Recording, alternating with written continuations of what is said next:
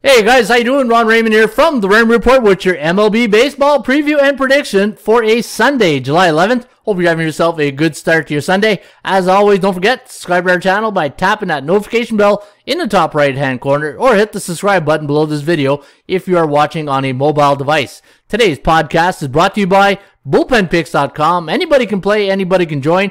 Folks, you want to follow the top scorers right now at bullpenpicks.com. We got a new leader, and it's Jermaine Brown. It's a Maine's World at 746. You got Major R, or Maj R, Wayne at 719, and Roberts at 715. And those are your top three pickers each and every day right here at bullpenpicks.com. And folks, you want to follow my selections? I went 9-6 yesterday, and you can follow my plays. Look for the old Expos logo, Ron Raymond, Ronnie Ray. That's my handle, and you can follow me here at bullpenpicks.com. Also, don't forget 20% off your next membership package by using promo code Football2021. That's capital F, Football2021, and get all our new daily picks here at atsstats.com.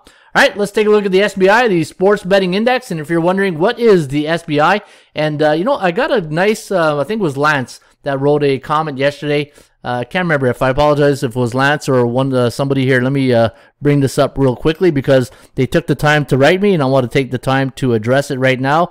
And it was, it was Lance. So, Lance, thank you for writing yesterday. And what I'm going to do is I'm going to put the Raymond Report abbreviations, a bit of the history of the Raymond Report in the description. So if you are new to the Raymond Report and you're wondering what COW stands for, chance of winning, COGO, chance of game going over, all the little abbreviations that you see during the show. And folks, if you're new to the show, give it a week, give it 2 weeks, and learn the system, because you will see that the Raymond Report is based on three key fundamentals of handicapping: value, the percentage play, and performance cycles. And just because I give out these forecasts, and I might emphasize, the percentage play, but it's, again, I got to string enough indicators along to get me a confidence level high enough to make that play. And if you learn the Raymond Report system, you can use it to your advantage each and every day, and you can start it right here at atsstats.com. Speaking of advantage, let's look at the SBI, which stands for Sports Betting Index. This is my Dow Jones of the Dow Jones Industrial of the stock market. And what I do each and every day, I want to find out what's come in last night or the last 3 days or the last 7 days. So this way, I'm not getting hoodwinked by the bookmakers by, looking and seeing like the favorites are absolutely crushing it the last 3 weeks, right? If you look at the last 3 weeks, look at this. In fact, the last month, favorites in baseball are winning at a 61.6% clip, 59.7 on the 3-day average, and that's why you see bullish. To me, anytime that's anything, the favorites or underdogs that are over 57.2%, that's why you see we'll be in a bull market on that range. And right now on the 7-day average, which I love, we're neutral. That means on the 7-day average between you and the bookmaker, you're kind of on even balance right here when it comes to splitting underdogs and favorites, right? But not really, because on the 7-day average, what's really throwing this off is this big day here for July 5th, where the dogs went 9-2, but it's been a favorite month. In fact, a couple of months, 61.4 the last 2 months. But the over-unders have been very balanced. 9-7 last night. The night before was 10-5 to the under, but you can see all the green here on the over side. So we did have some really good baseball games last night, and I'll talk about that in just a few seconds. Man, Cincinnati, I think they're still throwing out people in that game, right? That was a WWF game right there. Hey, it's a good thing I wore my Ric Flair t-shirt today. We'll get to that one in just a few seconds. All right, let's go to the scorecard and see what we got on tap here today. And we're gonna kick it off at Camden Yards between the Baltimore Orioles and the Chicago White Sox. The Southsiders looking yesterday 8-3 win for Chicago, and today they're gonna send Dylan Cease to the hill. He'll be up against Spencer Watkins of the Baltimore Orioles. Now the bookmakers have made the White Sox a 173 favorite. Now keep in mind, today is getaway day for a lot of teams, right? Except for the ones going to the All-Star break. So let's keep, I wish I had a stopwatch to see how fast the games are going to be today, because a lot of these players are probably going to get out of Dodge and spend a couple days with the family, maybe go visit, other family members, or maybe take a little trip. So let's see what kind of mindset will be approached today. But they're professionals. In the heat of the moment, you always expect them to do their best. But this is where, if you follow my sports betting tips, maybe this could be a getaway day mentality type thing when it comes to handicapping, right? And hey, let's see if the underdogs are right out of the gate, because we got Baltimore winning 5 to 4.71, the over-under at 9.71. Now, the chance of winning, this is what I was talking about earlier, right? The abbreviations, the CAL, 84% chance of winning, and that's based on 13 previous games in the database, going back to 1996, when both these teams have been in the exact same situation. And looking at Dylan Cease, they're 10-7, the White Sox are, when he toes the rubber, and Chicago now on a 4-game win streak, 54-34 in the year. They're an A-type team in the Raymond Report, meaning they're a team above 60%, facing a C Bears team, which are below 50%. All right, Atlanta Braves. Bad news yesterday for Acuna Jr. Man, ACL torn, and he'll be gone for the season. Just, when you look at what's happening in Atlanta this season, man, it's just, they're not getting the breaks. And unfortunately, I don't know what's going on in Atlanta. You look at all the names they have on that team, and I don't understand how come they're a 500 ball club, right? 44-44. Winning yesterday 5 to 4 against Trevor Rogers. I made a double yesterday and read that comment right there. Hope you picked it up. But looking at Miami Marlins, minus 118 today, and that's because Pablo Lopez, that's probably their best pitcher along with Trevor Rogers, going today against Ian Anderson of the Atlanta Braves. Now the Braves on a 3-game win streak, and for the Miami Marlins, they're at 38-50 on the season. But we do have the Braves going for 4 in a row, 4.4 to 4.1. The over-under at 8.58, 78% chance of winning today for the scrappy Marlins. Kansas City taking on the Cleveland Indians. Now the Tribe winning last night, 14-6. They scored 2 touchdowns against the Royals. I thought the Royals would have had a better outcome there with Mike Minor going, but they didn't happen. Cleveland now on a 3-game win streak, 45-41 on the season. Carlos Hernandez going to go up against Eli Morgan today of the Tribe, and we do like Kansas City again here. 7.2 to 5.4, the over-under at 12.67. KC now on a 4-game losing streak. All right. Man, they're scoring a lot of runs at Fenway the last couple of days. Maybe this might be a classic under day here at Fenway on getaway day, right? Never know. Now, the Phillies winning yesterday 11-2 against the Boston Red Sox. And you know what? Really disappointed with Boston. I thought they would have had a better fate. That was one of my strongest plays yesterday. But hey, that's the way the old cookie crumbles sometimes, right? And Aaron Nola going to go up against Nick Pivetta of the Boston Red Sox. And when Pivetta goes on the hill for the Boston Red Sox, they are 12-5 in his starts. And when Nola goes for the Phillies, they're at 500 at 9-9. The last 7 games for the Philadelphia Phillies have gone over the total, while the last 2 have gone over for Boston. And we do like the Phillies again here, 4.82 to 4.6. The over-under at 9.51 based on 25 games in the system. And the Kogo should be, look at this, 26% chance of going over the total, meaning a 74% chance of going under the total. And first pitch today at Fenway, 110. All right, the Bucks taking on the Mets. Now, they split yesterday, and no line yet on this game, so I'll just pass. Toronto taking on the Tampa Bay Rays. Now, Tampa Bay winning yesterday 5-2 against the Toronto Blue Jays. I got a great angle on the Blue Jays on the Trends Are Your Friends angle, and I'll get to that at the end of the show. And looking at the line, Rich, King of the Hill, going to go up against Robbie Ray. A couple of veterans here going today. This is going to be a good one. And the Blue Jays, a 118 favorite. The over-under set at 8.5. And the computer forecast going to go with the home team again. 5.1 to 4.2. The over-under at 9.31. 58% chance of winning today for the Toronto Blue Jays. And they're on a 2-game losing streak. 44-42 on the season. And looking at Robbie Ray when he goes for the Jays, they're 8-8 on the year. And when Rich, King of the Hill, goes for Tampa Bay, they are 10-7. 10-7, and they're on a 6-game win streak, so watch out for Tampa Bay. New York, wow, this game last night, New York Yankees taking on the Houston Astros. Probably the best 1-0 game I've seen in a long time. And, you know, you had a little bit of dramatics or fire at the end from Garrett Cole. Didn't want to be taken out. I don't blame him. And I was watching that game last night, and when we saw the Boone come out to the hill, and I said, there's no way you can take him out. And if he's fiery and he's, refuses to come out. But what do you do if you're Aaron Boone in that spot, right? You leave him in, and then the next batter comes, maybe hits a 2-run shot. Who's at fault? Do you fault Cole for staying in, or do you fault Boone? But we'll never know. Don't. And thank God for Boone. He won't have to approach that the questioning from the media, because Cole got the job done with a nice 99-mile-an-hour heater for the last out. Great game, 1-0. And it's just one of those games where you just you appreciate the game of baseball last night, right? And looking at today's line, minus 132 for Houston. The over/under set at 8.5. ATS forecast computer pick gonna go back to the Bronx Bombers, 3.8 to 3.7. The over/under at 7.63. Jameson Taillon going here today for the Yankees. He's up against Framber Valdez of the Houston Astros. First pitch today in Houston is at 2:10. Game's at Minute Maid Park. And looking at the Houston Astros, they're on a 3-game slide now, and their last 4 games have gone under the total. Detroit taking on the Twinkies. Now Minnesota, 2-15 favorite here today. The over-under set at 9. Forecast going to lean with Minnesota here, 4.7 to 4.2. The over-under at 8.91. Willie Peralta going to go here for Detroit, and he's up against Minnesota's one of the race, Jose Barrios, Kenta Maeda being the other. And when Barrios goes for Minnesota, they are 10-7 on the year, 9-7-1 to the over. And don't look now, Minnesota starting a little bit of a win streak. They're on a 3-game win streak, 38-50 on the year. But misery does love company, and there's Detroit at 39-50. Cincinnati taking on the Milwaukee Brewers, and I'm wearing my Ric Flair shirt just because of this game last night. Man, they were thrown out. Yelich got thrown out. Votto got thrown out. I don't know if Peralta got thrown out, but man, it's just, here's the thing. If you watched that game last night between the Brewers and the Cincinnati Reds, I thought the refs were okay.